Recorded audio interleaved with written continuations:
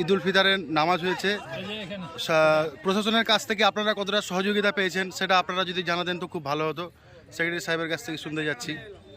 প্রশাসন আমরা প্রশাসনের কাছ থেকে অনেক সাহায্য পেয়েছি। নিজে আইসি সাহেব গতকালকে আমাদের মাঠটা পরিদর্শন করে গেছিলেন। আজকে উনি প্রতিনিধি পাঠিয়েছিলেন আমাদের কাছে। আমরা গর্বিত প্রশাসনের কাছে। আমরা কৃতজ্ঞতা ওনাদের করি যে ওনারা আমাদেরকে বহু সহযোগিতা করেছেন। এবং আমাদের এই এলাকাটা 13টা মৌজা মিলে আমাদের 3টা অঞ্চল এবং 13টা মৌজা মিলে এই জমাতটা হয়, প্রতি বছরে হয়।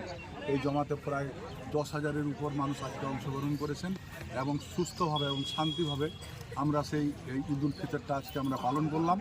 এবং প্রশাসন যে নির্দেশ আমাদেরকে দিয়েছিলেন, আইসি সাহেব যে নির্দেশ দিয়েছিলেন, সেই নির্দেশটাকে আমি বক্তব্য রাখলাম।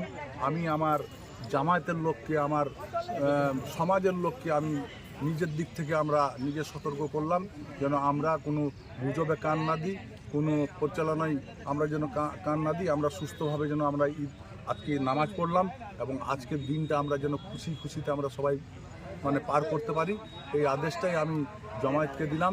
এবং আগামীতে হিন্দু মুসলিম আমাদের পাশে হিন্দু ভাই আছে, আমরা মুসলমান আছি, হিন্দু মুসলিম আমরা ভাই হয়ে যেন আমরা এলাকায় বাস করতে পারি এবং পশ্চিমবাংলায় যেন আমরা সুস্থভাবে অন্যান্য রাজ্যের থেকে অনেক শান্তিতে আমরা বসবাস করছি পশ্চিমবাংলায়। এবং আগামীতেও যেন আমরা পশ্চিমবাংলায় শান্তিভাবে বাস করতে পারি।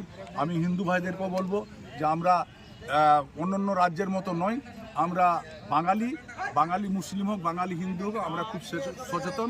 দুপক্ষকে আমি বলবো যে আমরা কোনো গুজবে কান না দিয়ে আমরা নিজ এলাকায় যেন শান্তি বজায় রাখি, সেই প্রচেষ্টাই আমরা করে যাব।